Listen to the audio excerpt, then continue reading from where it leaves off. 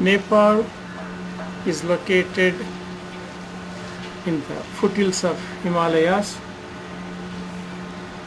and it was part of India at the time Gautama Buddha was born. Subsequent to that, I am unsure of the history as I am unable to find it. Until 1768, under King Prithvi Narayan Shah, an amalgam of small principalities were put together under the name of Nepal as a buffer state period. As expected, British took over in the mid-19th century and declared independence in 1923, but did not withdraw their troops until 1947. Along with Indian independence, Nepal also attained its independence. It is a paradise for mountaineers and truckers, and the main economy is, of course, tourism. As in India, there is wealth of natural beauty along with faith of Hindus, who are 81% of the population, and next highest number is a Buddhist, and there is enormous filth around, making it a combination like India, a nation of wealth, filth and faith. The country is divided into 5 zones: Terai, the Sivaliks, the Mahabharat Lake, the Midlands are Pahar, and the Himalayas. Greater part of the nation is mountainous. 49% of the people speak Nepali, and the other 2 languages are Maithili and Bhojpuri. Nepali has derived its lipi from Sanskrit. I am filming this from my hotel room, which is on the 17th floor, and this is a temple I am seeing. I do not know what temple it is. It is on a hillock. Whatever may be the history, but the scenic view is just beautiful, surrounded by mountains and clouds. Only on the ground level you see the filth.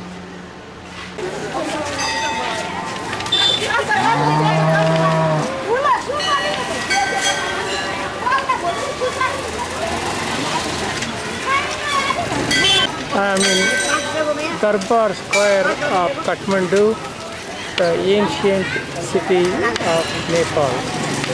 This Hanuman Doka Darbar is a World Heritage Site, as there are several monuments here.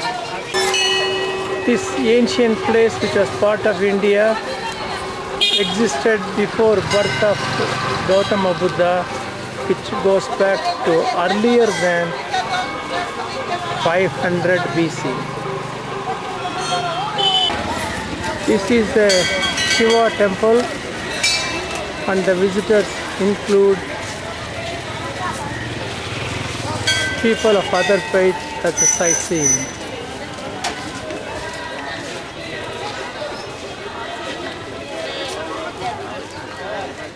There are sadhus wandering around. Photograph one of them, I paid 20 Nepalese rupees. There is vendors of all types and all ages. Until too long ago, this was the only Hindu monarchy. There was a lot of poverty, and current government is Maoist. The royal family enjoyed wealth, luxury, did nothing to the poor people, hence they were removed, rightfully so. The entrance has lion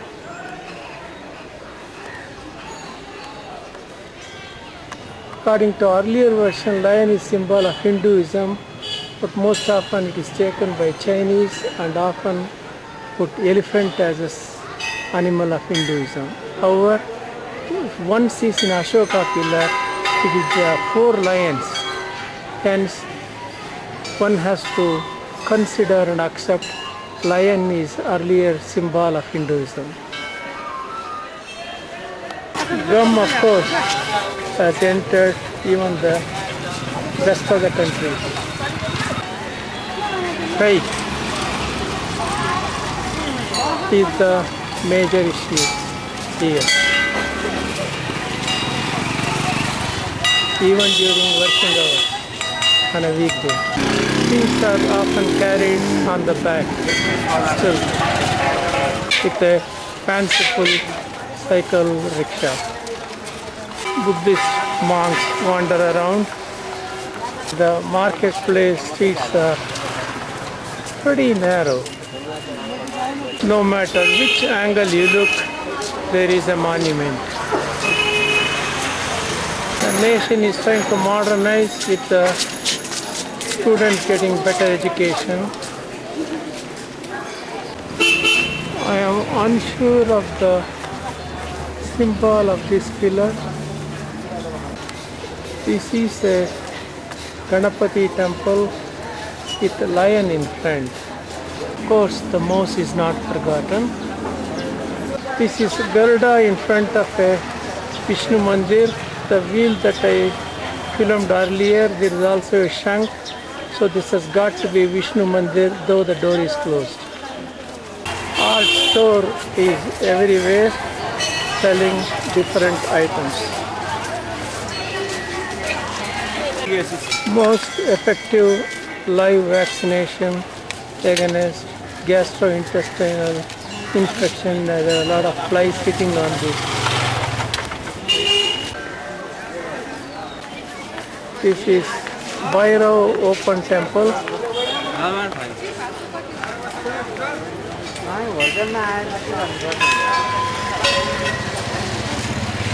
There is Prasad right in front. There is also fear of H1N1 infection, even in the Bhairava temple, who may be protecting with faith, as the vaccine may not work. Puja is going on. Pujari in pant and shirt. I hope he's a Brahmin. And took shower this morning. No, these motorcycles are not worshipping. It is just being parked in front of this temple. This is a shocking area of the number of pigeons. These people feed them. I hope they are not getting pittacosis, the pigeon carrying infection, with a cow hanging around.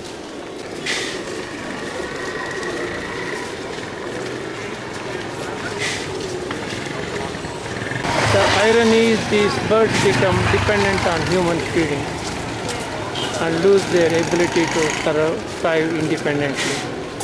Ancient abandoned drums not in use. Another view of this pigeon area.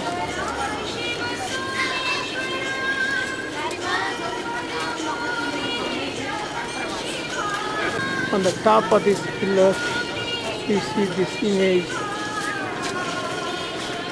Square is not just meant for tourist visit, it's a place to take a nap and for lovers to meet. This is the entrance to the palace with a guard and the outdated gun. Cameras not allowed. Hence I cannot go inside with the camera. Currently it is a museum. One of the huge bells, I don't know when it was casted in bronze. the art galleries on one side, and this is Darbar Spire. One can see multiple buildings here. There's still the traffic flowing in both directions. Some of the workmanship are very efficient. They're all wood.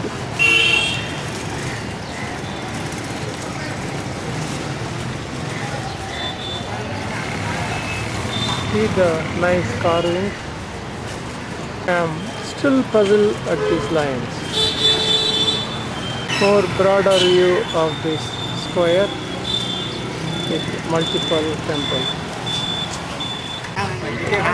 With all going on, that is a nice pastime. The game is called Luro.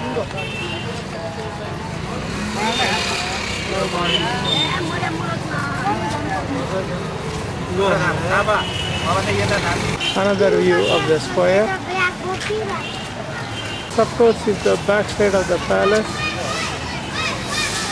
and then extends to the other with the cleaning, and next to that is the antique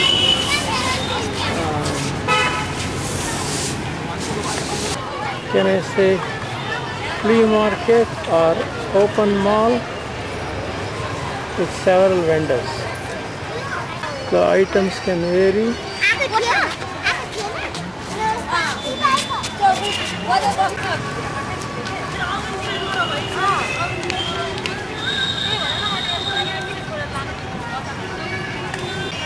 This is a window of an older building. One can see the art.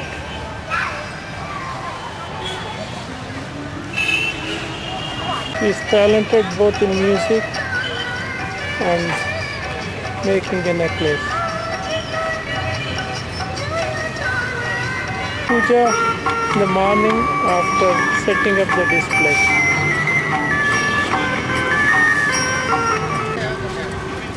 The view is even better with the sun falling on this huge number of items.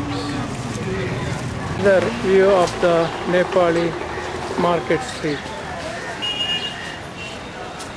The other side is again a stupa. Some of these pagodas have a Chinese influence in architecture. Top Kalash is very Hindu architecture, but the structure is more of a Chinese influence and the material is wood. Woman selling with a baby on her back.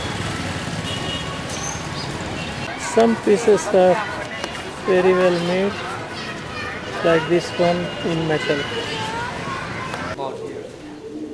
This is a living goddess quartet. She appears from time to time. Only in Nepal Hinduism such a thing exists. I have not come across such a thing anywhere else in other Hindu places, including India, Bali, or other places. In this middle window she appears. Of course, her darshan is limited to, or rather foreigners are not allowed. They didn't say religion, they said foreigner. The workmanship is very precise, as one can see.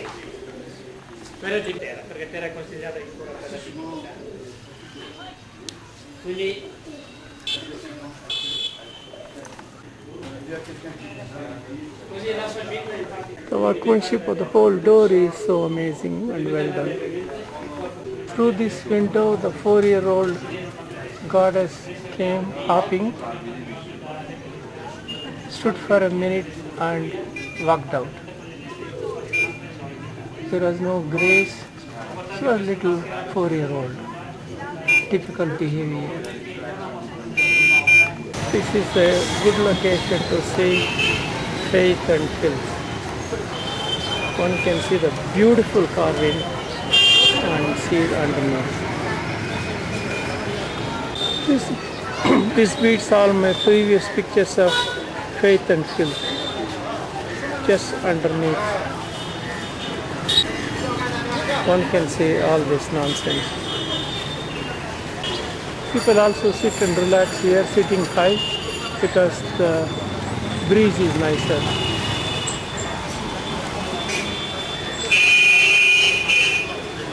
This structure, they're selling a lot of flowers. I'm not sure what this place is. With all the ancient structures, one cannot miss a grocery store.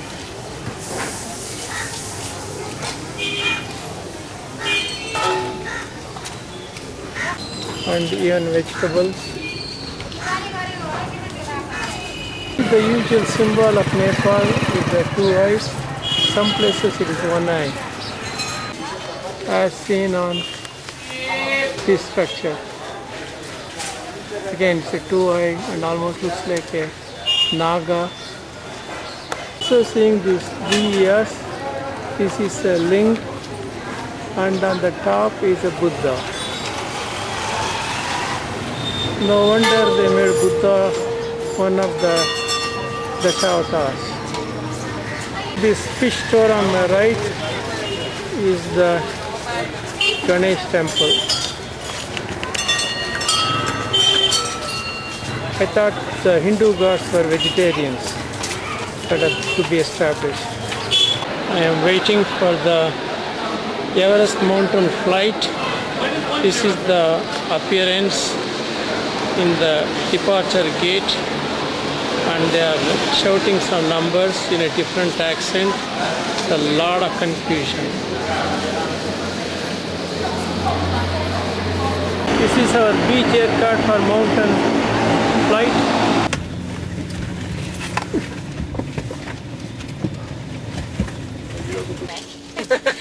Interior of the Beechcraft, 18-seater.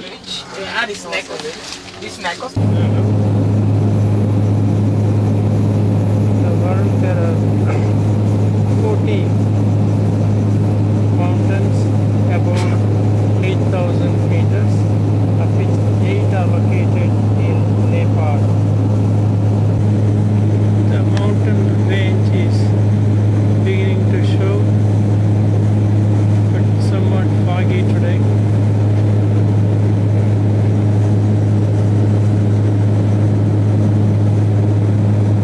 See the tracks that eventually lead out to various mountains, including Everest. I am seated on the right side of the aircraft, and actual peaks are on the left side. Only when the aircraft turns around, I'll be able to see those peaks. These are south of the peaks. One can see the cloud because I am seated on the right side of the aircraft, and the peaks are on the left side of the aircraft. And keep tracking. This one is Mount Choyu, 6 tires. And all the way to your left is Mount Gowrishankar. Gowrishankar, this one right here. Show me the Gowrishankar. This twin peak right here, Right one. the white peak. Yeah. Yeah, that's Gowrishankar. Two peaks right there, you see that range? Yeah. The left end is Choyu, 6 tires. This is the view from the left side, from the green.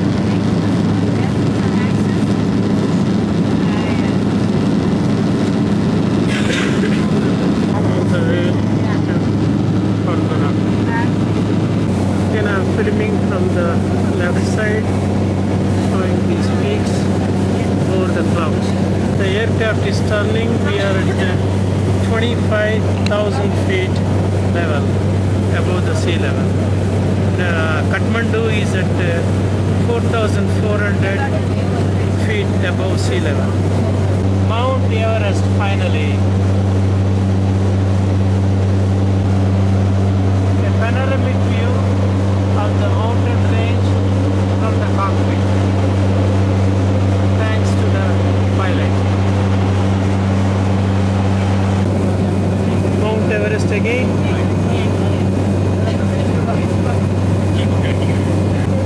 Mount Everest again. The highest peak.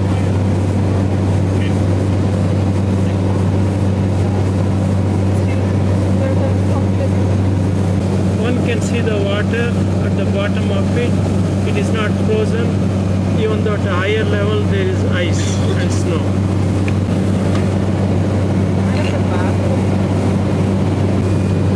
Manasarovar is on the other side of the peaks because it is in China now, unfortunately. Even though the name is so clearly Indian. This is Gowrishankar, which is the shape of a link, unclimbed. I hope nobody violates that sentiment. Gowrishankar is 23,405 feet above sea level. It's really a panoramic view with no fauna or flora on these mountains. Annapurna is onto the left of Gowrishankar. That is the nose of the aircraft is going in that direction, but I won't be able to see.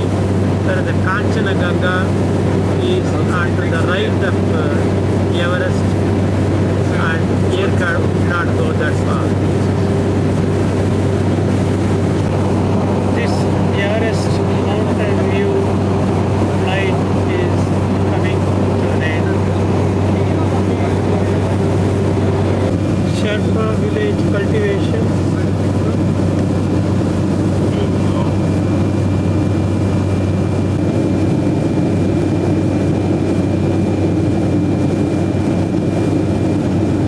They carved out of the mountain, growing maybe rice, barley, etc. Okay, Sherpa village.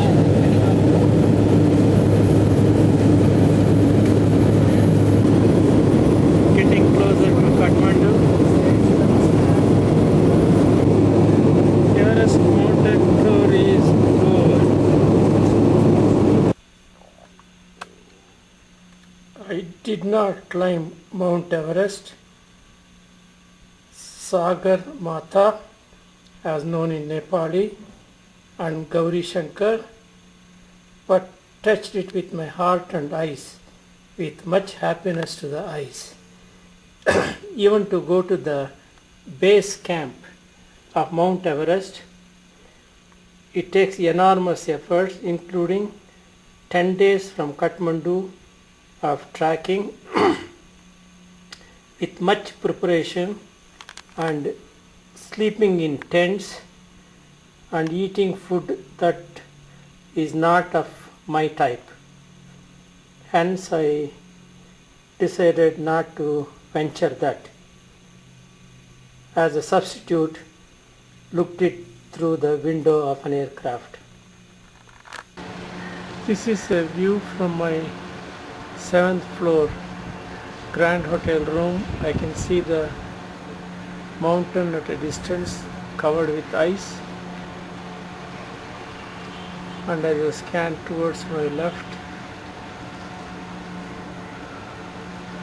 I am also able to see a temple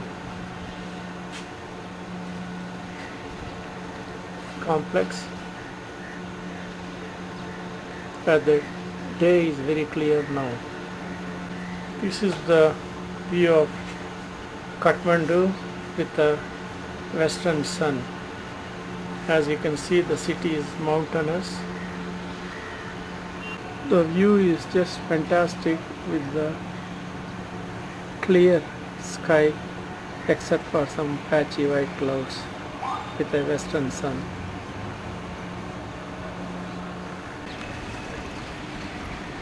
As I scan further, walking into the hallway, one can see the beauty of it.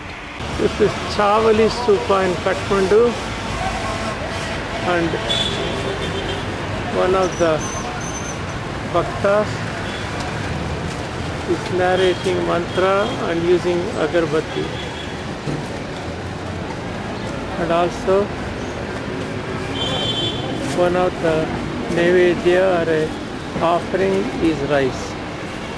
Thus even in Buddhism the practice varies depending on what country it is and what is locally available.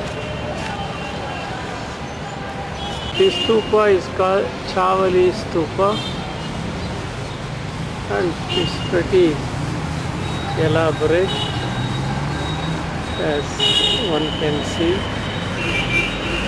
Cleaner view from another angle.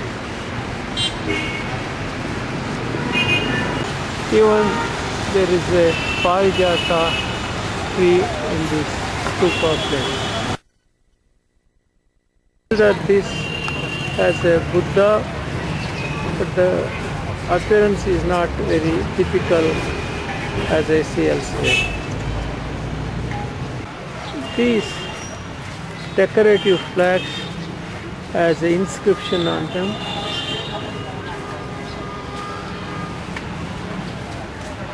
In Nepali or a Pali, some has a Buddha image in it. Of course, no one has ever seen Buddha. Depending on what country it is, they figure it out. Here they can climb much better because it was born about 300 kilometers from here. I like the fragrance of the agarbatti here, as in Chinese and outside Nepal, in Buddhist places, the agarbatti they use has no fragrance whatsoever. They just produce a smoke. Young people sitting and relaxing in a restaurant. This is called Buddha Gate Stupa. Again, it's much bigger than the one that I saw earlier. This is a Tibetan.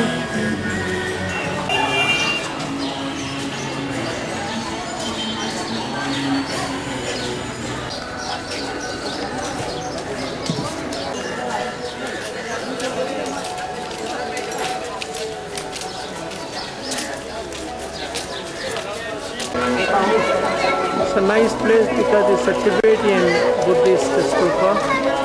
You'll see a lot of Tibetans here.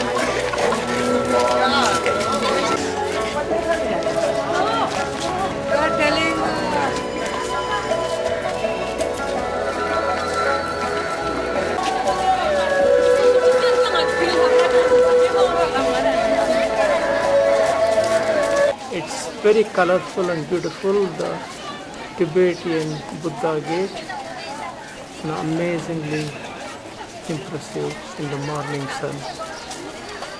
This was built in 14th century.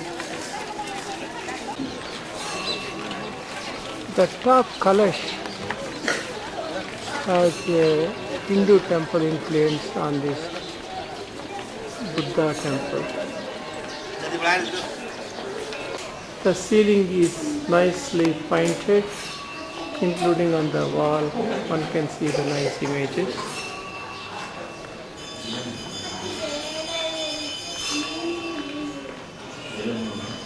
Turning this wheel is like chanting 1000 times of the Buddhist script.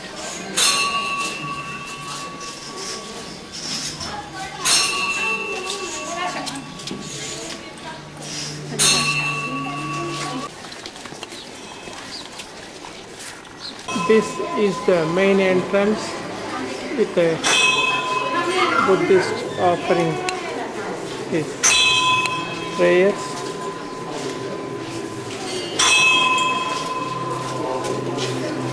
And many other entering to the stupa and the main entrance. Older Buddhist.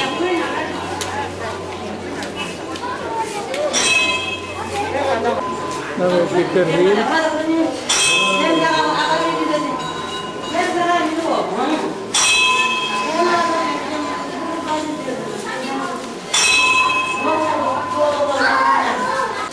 The beauty of this stupa is the colorfulness. Next to that is this market.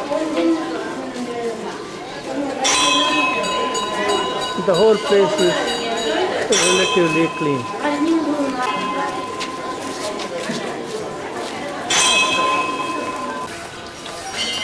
Nice shampooing inside the stupa. Inside stupa, the bhaktas and visitors.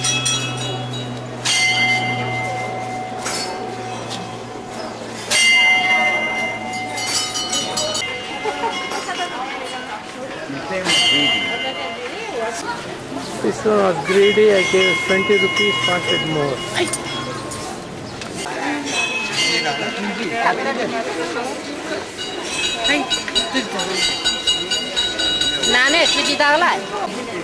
The blessing by the priest.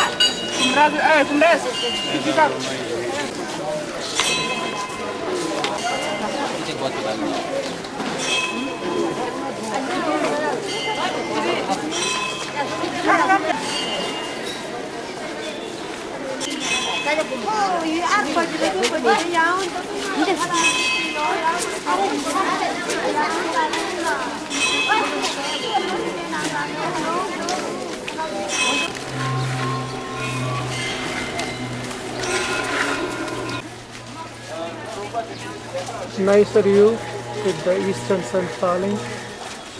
It is so colorful. Another beautiful view. Senior citizens sitting and chatting.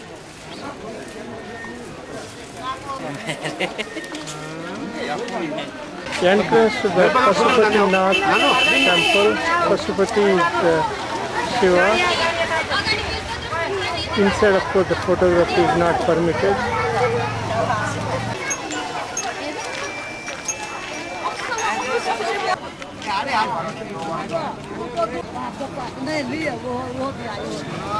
The priest will perform puja for those who are interested.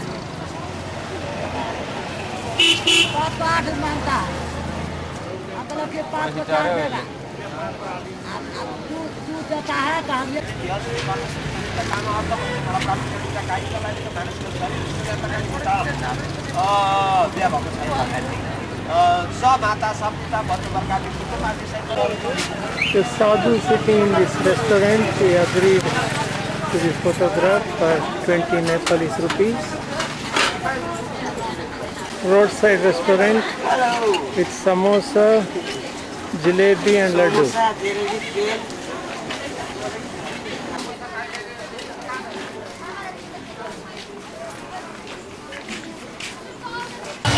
This is the entrance to Pashupatinath temple.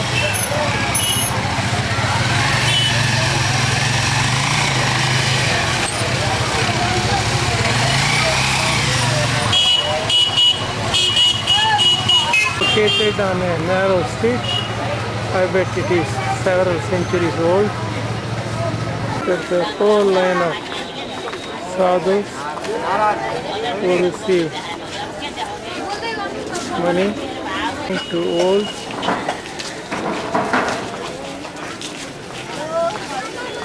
A Nepali woman with her child.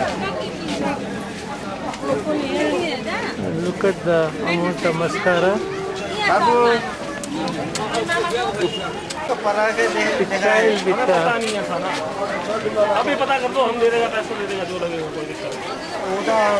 footwear parking place. Now this is the main entrance to the temple.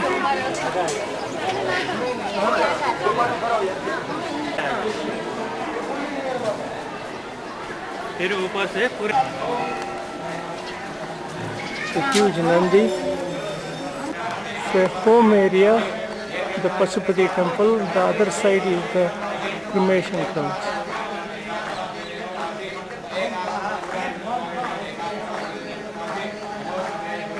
This man is my volunteer guide. As photography is not allowed, this is a sneaky way of photographing at least what is possible. The temple architecture is very different. It has got that Chinese influence of like a pagoda, unlike the Indian temple architecture.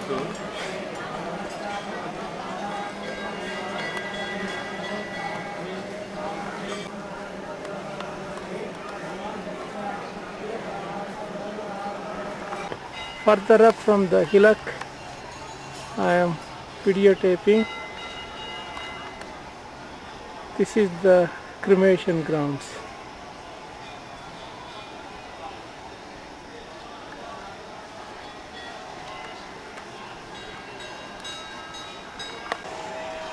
All the bhaktas are entering. This is another view, same from where I photographed earlier, of the people doing the bhajan. This is the Vishnu Mandir. Mandir. As one sees the smoke, that is from the cremation. Next to that is water for immersion. This is Shankaracharya Mutt within the temple complex. This is an elderly home run by the Social Welfare Center.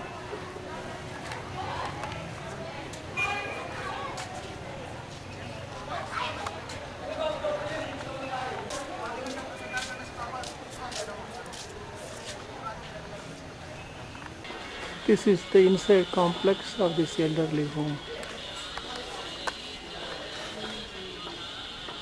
This is a Charmukhi Ling. Apparently, each face represents each holy place of Hindus. Kedarnath, Badrinath, Jagannath, Haridwar.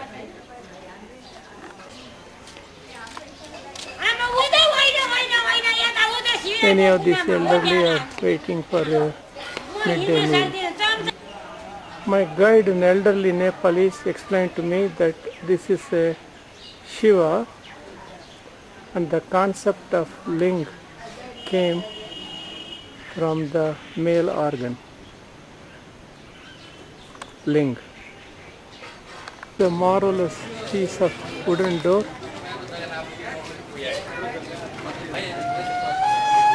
It was closed. Cremation fire.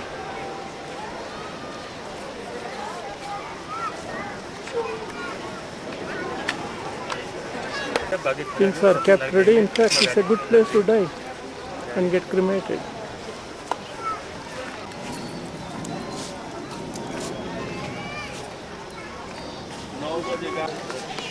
Following all these things, they immerse the body into the water. The faith is this is connected to Ganga or Ganges river. Actually, they are doing puja in the water before putting on the fire. On the other side is the series of small temples, somewhat as a resemblance to the Benares. These are bunch of sadhus. I paid 50 rupees to let me photograph.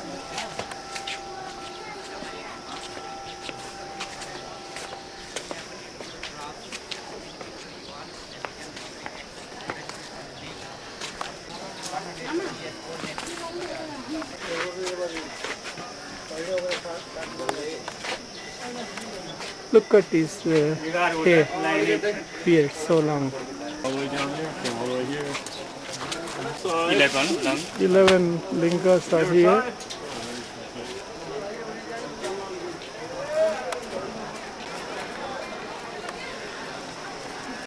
Another view of the cremation fire. Look at the beauty of this. Garuda with Amrit. Better view of Garuda with Amrit. How did Garuda got the Amrit in his hands? is not very clear to me because I have not read this anywhere before. Here is a sadhu with sunglasses. Monkey with a baby waiting to be photographed. It's not asking for any money. View from a roadside restaurant on the way to Nagarkot, which is 32 kilometers from Kathmandu, with flowers that includes marigold. This is the panoramic view of the mountains.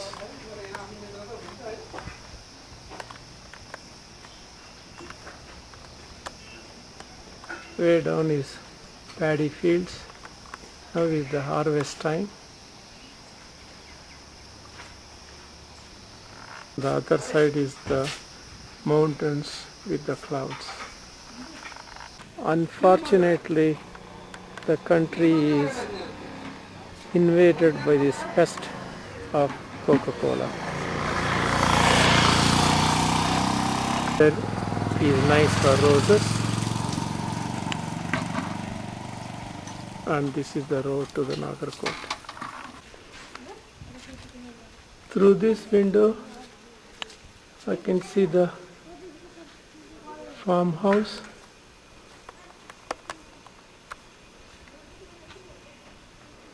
With nice flowers, banana and some vegetable creepers.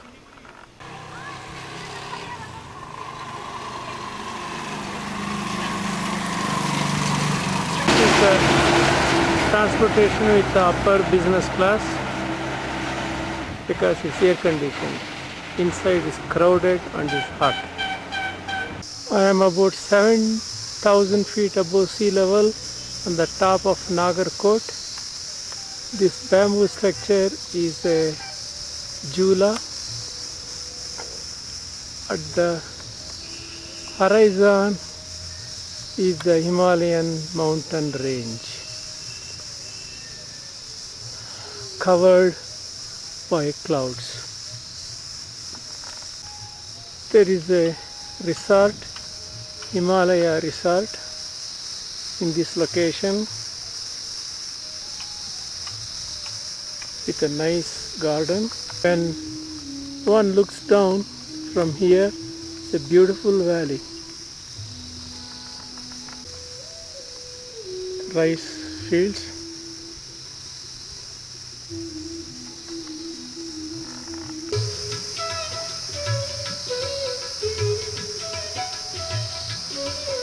The mountains are visible much nicer. That's the Himalayan range.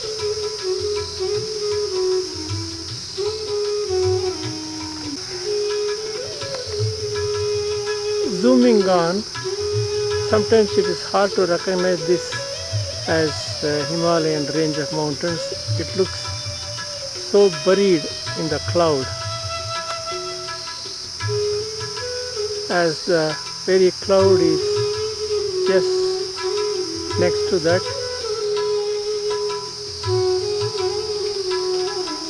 No wonder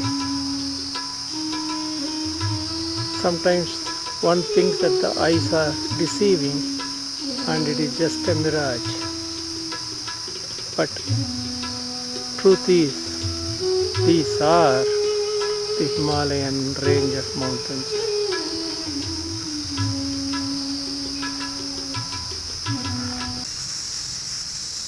Another view of the Jula. These rice fields look so nice as I saw in Philippines. This should be a good resort to stay. This is the Club Himalaya restaurant. Inside the bar is a fireplace for winter and a nice painting on the wall.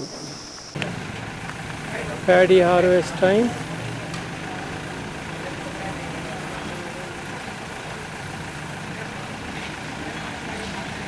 Harvested some. And now they are looking. Look at the colorful items they make. Yes, taxi. Kathmandu. Good price. Okay, 1 minute. Okay, yeah. I'm in Bhaktipur. Bhaktapur, city of devotees. This is the 12th century city founded by Ananda Mullah. Even in Bhaktipur, even on the street, one can see this display of colors. The appearance of the 12th century city.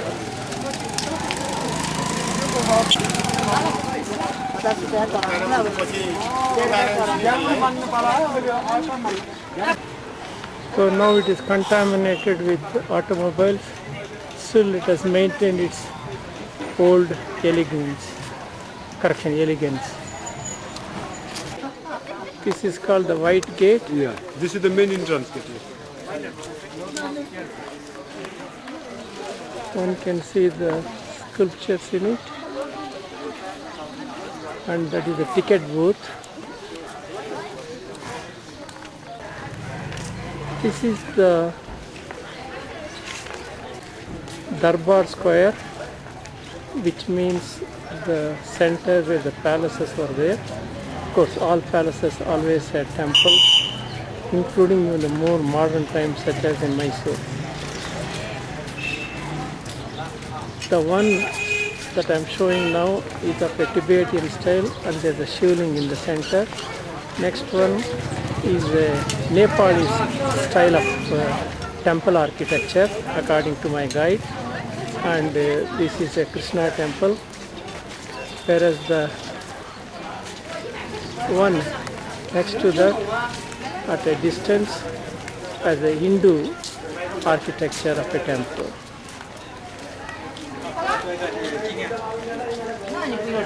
Further down is the Pashupati temple, which is a copy of what is in Kathmandu.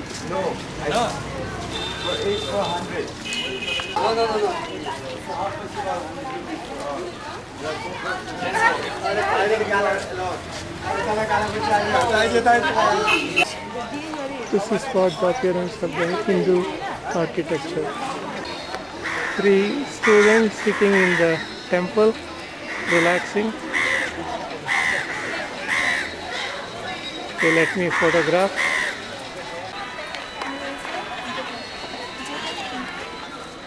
The narrow streets of the town, which is an art gallery and maintained very clean.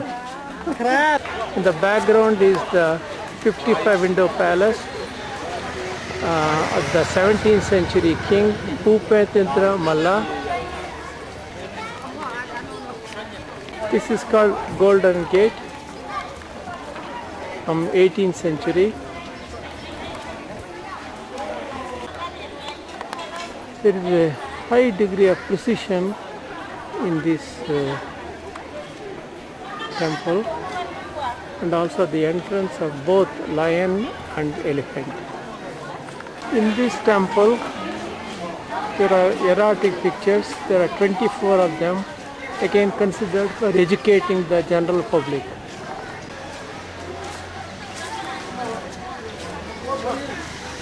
The wooden carvings are of a high precision. Very colorful wall hangings. I asked for the name. There was no definite name for them, but very beautifully done. Another view in front of the 55 window palace. This is a Pushkarni in front of the temple. One can see the precision work. This is a Princess Palace, currently a primary school and an office. This is Siddhilakshmi, or a Tantric type of temple. This is Pasideva temple. Another marvelous, including of the lions. There are several lions in the whole campus. of the Darbar Square. Small Buddhist temple almost has a other Hindu temple appearance with a small stupa inside. Tomudi Square, Navari language, built in 18th century. This is the tallest temple of Siddhi Lakshmi.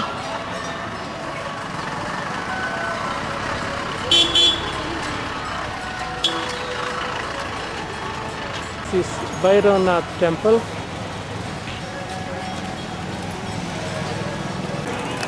In April there is a Rathotsav done of this god. Another beautiful view of the square. One gets to the more close up, one can see this shiny metallic artwork. Another street. They look very ancient and very unique and clean compared to Kathmandu. Cobblestone streets, so nice and clean. Bhaktipur has maintained its unique features, including the cleanliness compared to Kathmandu. Nepali Pani Puri stand. Pani Puri making and Pani Puri eating. Nepali couple with their child.